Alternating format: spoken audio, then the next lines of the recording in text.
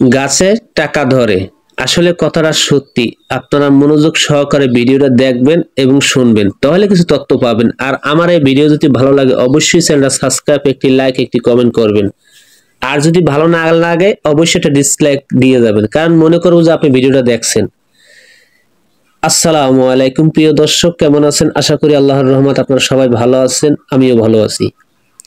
তা আজকে আপনাকে কিছু তথ্য দেবো। লতি কচু বাড়ির এক জাত নিয়ে আলোচনা করব এবং এই জাতটা চাষ করে কিভাবে আপনি ভালো হইতে পারবেন সেই বিষয় নিয়ে আলোচনা করব। আর এর আগে আমি বলছি যে গাছে টাকা ধরে, এটা ভাই 100% সত্যি কথা। যদি এইরকম ফসল চাষ করতে পারেন, এরকম যদি লতি হয় আপনার ক্ষেতে, তাহলে 100% গাছে টাকা ধরে। ভাই মানুষ বেইমানি করে, মাটি এবং গাছে কখনোই বেইমানি করে না, কারণ মাটি এলে সোনার চেয়েও খাঁটি। আর গাছ যদি যত্ন করেন তাহলে রত্ন অবশ্যই আল্লাহ পাক দান করবে, যদি আপনার নিয়ত সঠিক থাকে। আর যদি নিয়ত উল্টাপাল্টা থাকে তার বরবাদ হয়ে যাবে। ভাই আল্লাহ তাআলা বলছেন যে ভরসা করো আমার উপর, তোমার আমি সৃষ্টি করে এই দুনিয়া পাঠাইছি, ঠিক আছে? তুমি আমার উপর ভরসা করো। আর তুমি আমার উপর ভরসা না করো, শয়তানের উপর যদি ভরসা করো, তা তোমার ফয়সালা শয়তানে দেবে। হায়াত নুয়াত্রি সবকিছু দান করবো। তো এই জন্য বলি ভাই, পারলে মানুষের উপকার করব, ক্ষতি করব না। দেখেন, লতি কচু চারা যদি আপনার বাড়ির যদি অরিজিনাল ভাবে জাত আপনি লাগাইতে পারেন যাচাই বাছাই করে, তাহলে আপনি অবশ্যই এক একটা গাছে সর্বনিম্ন 1000 টাকার লতি দিবে। কারণ এক বছর যে কোনো ফসল যদি আপনার চাষ করেন, এক বছর যদি আপনি লতি দিয়েই যায়, তাহলে 100% কিন্তু আপনি কি 1000 টাকায় একটা গাছে আপনি পাইতেছেন। হ্যাঁ, তাহলে 1000 টাকা যদি আপনি গাছে পান একটা গাছে, তাহলে 5000 যদি গাছ থাকে তাহলে কত হাজার টাকা আসে ভাই। এই জন্য বলি ভাই, গাছে টাকা ধরে।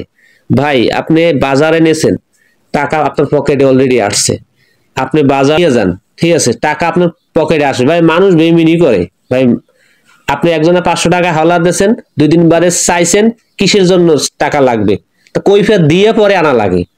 তা আর গাছে কিন্তু আর মাটিতে কিন্তু বেইমানি করে। আপনি একটু যত্ন করলে আর একটু খেজমত করলেই আপনি মনে করেন যে আল্লাহর রহমতে ফসলটা ফলে ভালো। ভাই বাংলাদেশের সর্বোচ্চ বৃহত্তম একটি জাত হলো লতি কচু বাড়ির এক। আরো 2-3টা জাত আছে। একটা আছে নাটোর, মোটা হয়। একটা হচ্ছে আপনার যশোরের লতিরাজ, সেটাও মোটা হয়।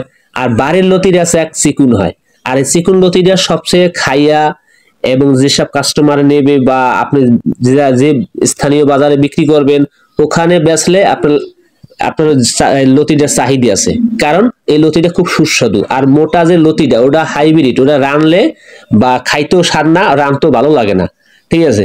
তা যে জিনিস দেখতে সুন্দর লাগে, ঠিক আছে, মোটা লতি, কিন্তু ওগুলো আপনার খাইবেন আপনার ভালো হবে না, আর ভালো লাগবেই না, একবার গইলে যাইব, রানতেও গেলেও সমস্যা। তো এই জন্য বলি বাংলাদেশের সবচেয়ে বৃহত্তম জাত হলো লতি কচু বাড়ির এক। আর এই জাতটা ধরেও বেশি, ফসল হয়ও বেশি এবং দীর্ঘদিন থাকে, 1 বছর থাকে, বা যে কোনো ফসল যদি কয়, ঠিক আছে, সেই খয়রাতিও বড় লোক হয়, কারণ ওই ফসল 1 বছর থাকে। আর যদি আপনার যে কোনো ফসল 2 মাস 3 মাস থাকে, ভাই 2-3 মাস কইতে কইতে জায়গা। এই জন্য বলি ভাই, লতি কচু বাড়ির এক চাষ করেন, আল্লাহর রহমতে ইনশাআল্লাহ আপনি লাভবান হইতে পারবেন, ঠিক আছে? তো আমি আমার কথা হইলে ভাই, মানুষের উপকার করব, ক্ষতি করব না। কারণ ভাই অনেক জায়গায় দেখি মানুষে কচু ক্ষেত করে 2-3 মাস পর ভাঙ্গা ফেলায়। ভাই ভাঙবেন, এক বিলাস তো লতি হইয়া আপনার চারা হয়ে যায়। ভাই সে আপনারা ঠগাইছে, সে আপনারা বড় ধরনের ঠগাইছে। ভাই আমি আপনার ঠগাবো না ভাই, ইনশাআল্লাহ। যারা মরার চিন্তা করবে, যারা এই দুনিয়ার চিন্তা শুধু করে না আখিরাতের চিন্তাও করে, তারা কখনোই আপনাকে ঠগাবে না, ইনশাআল্লাহ 100% গ্যারান্টি, ঠিক আছে? তো আমার এই কথা ও কাজে যদি আপনাদের ভালো লাগে অবশ্যই চ্যানেলটা সাবস্ক্রাইব, একটি লাইক, একটি কমেন্ট করবেন। আর যদি আপনাদের মনে হয় যে আমার কাছ থেকে আপনি চারা নিয়ে আপনি সফলতা পাইবেন, তাহলে আল্লাহর রহমতে আল্লাহর উপর ভরসা রাখা আমার কাছ থেকে চারা আপনি নিতে পারেন, ঠিক আছে? 3টা জাত আছে, 3টা জাতের আপনি চারা সংগ্রহ করতে পারেন। তো এই পর্যন্ত রইলো, আমার জন্য আপনারা দোয়া করবেন, আপনাদের জন্য দোয়া রইলো। আসসালামু আলাইকুম, আল্লাহ হাফেজ।